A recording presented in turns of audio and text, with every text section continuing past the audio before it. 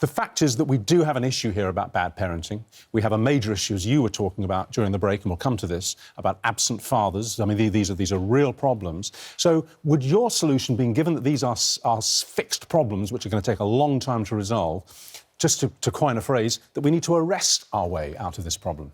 Absolutely not. We cannot arrest our way out of the problem.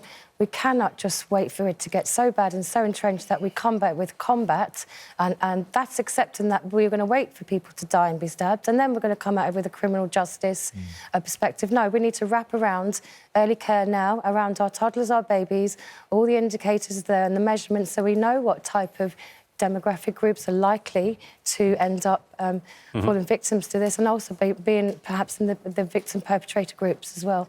Well, you're going to say the unsayable here. You were saying that there's this blanket over inconvenient truths. This is, I'm quoting you, about knife crime. Just tell us what you were telling us in the break about the absent father syndrome and the ethnic connection there. I just think that sometimes it's easy to just blame the government, and I do think that they should take some responsibility without no doubt. But I think a majority of the responsibility has to come down to parenting. And what we found at Gangs Line, our research showed us that when we've gone into certain areas and spoken to gang members in certain places like Liverpool, Manchester, Birmingham, London and Sheffield, and all these places where gangs are prolific, we have found one thing that they all have in common, whether they're poor whites, blacks or Asians, absent fathers. Right. And we cannot turn away from that. So there is a correlation. The question then becomes, why is it that most people want to deflect that blame onto something else? And it's simple. Well, I wonder, I mean, people are saying this, the Home Secretary is one of them, that parents must take more responsibility.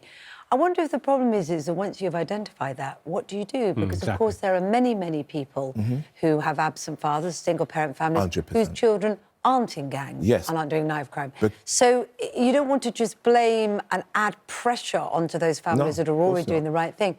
So how do you help and empower the ones that need it? First, we have to take and admit there's a problem within ourselves. And I think that's sometimes hard for human beings to do. We find it very difficult to reflect. It's easy to blame, so we get into a blaming pattern. Now, there's nothing wrong in looking at government for their role, which is the vision for children, prosperity, school stuff, the stuff that they need to take care of.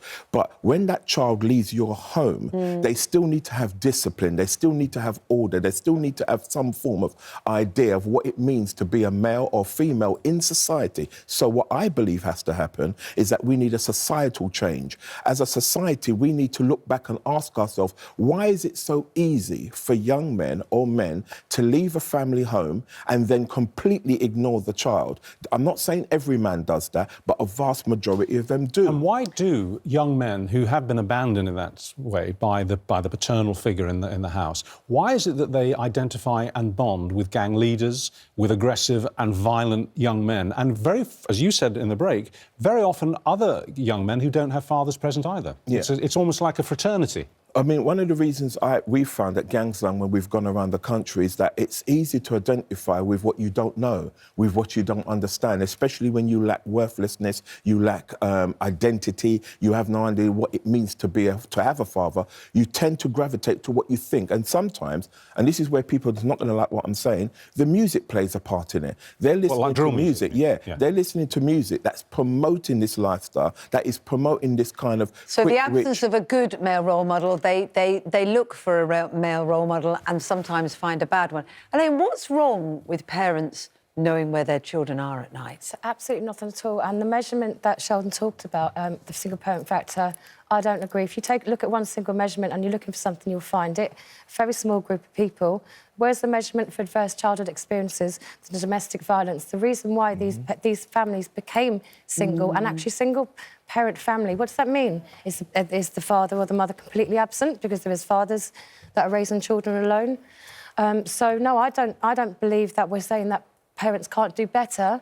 Parents can do better, OK? But sometimes there are laws and the stuff that prevents us from parenting.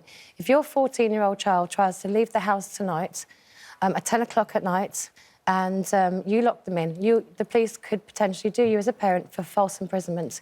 So I think it would be unlikely, though, wouldn't it? it might be unlikely, but that would be the child's right, OK? So we need to look into the kind of nanny state that we've started to create, OK? And the fact that we sometimes can't parent because we live in a very bureaucratic society. Society is violent. To try and blame single parents when most of them are women... It has to be said, a lot of the reason why youngsters are on their own is because the parent, single or otherwise, is out working, trying to make ends meet. When we looked at the young people involved in this lifestyle, we're not necessarily... If we look at as quite rightly said, stats can be mixed and played. We're talking about families whose parents are not working. A vast majority of these parents, especially the ones that have been murdered, have not been working. The question, what we're talking about, we're not blaming all single parents because we've realised that a lot of parents in this country who are single are raising good kids. Right. What we have realised is that young people who lack love, who lack that kind of attachment to a father figure, to a proper role model, will go out looking for that sense of belonging. Now, a lot of people watching this are going to be saying, basically, OK, we understand that it's a complex issue. No one's saying it's simple, and no one's saying that there are simple long-term solutions. But at the moment, the house is burning down, and we need to get the flames out. And what many people want to see, whether you like it or not, what they want to see is very aggressive police action on the streets. They want stop and search. They want young men who are found carrying knives to be arrested on the spot. They want them to be appear before the courts, maybe even special courts, within 24 hours, and they want them locked up. So what they want to see, and I'm speaking for a large number of people, and you tell me why you think they're wrong, they want to see young men understanding that if they go out with a knife in their pocket or tucked into their trousers or whatever, and they get stopped, they're not coming home tonight. They'll be doing time. So it's not worth the risk in carrying a knife. Why wouldn't that work?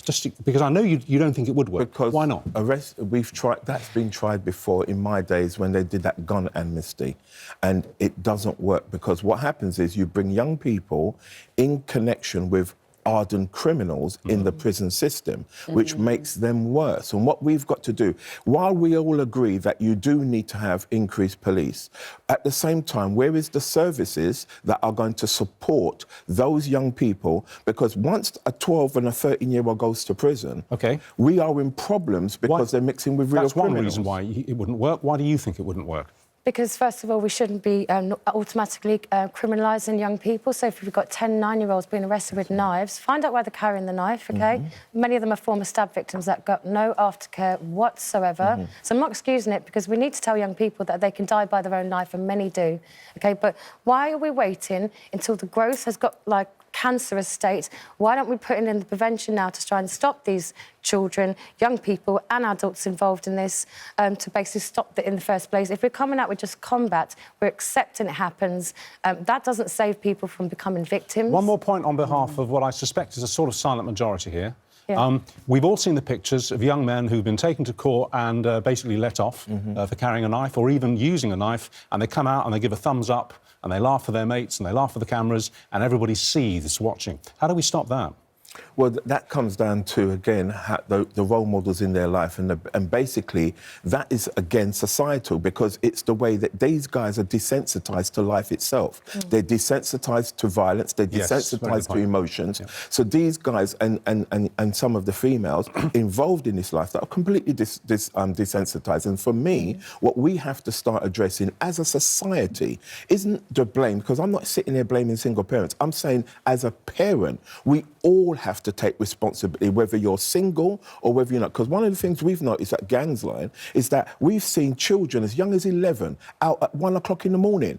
Who do you blame for that? You can't blame the government. That comes down to parenting. We've seen 13-year-olds hanging out with 18-year-old kids on estates at 1 o'clock, 2 o'clock in the morning. And what I have to say to myself is, what kind of parent has a child who's supposed to be in their house by 7 o'clock, the latest, is out on an estate? Well, a lot of people would say amen to that, I'm sure. I know you would argue that there's many reasons why that might be, but we'll have to leave it there for the moment. Thank you both very much. Both of you. Thank you.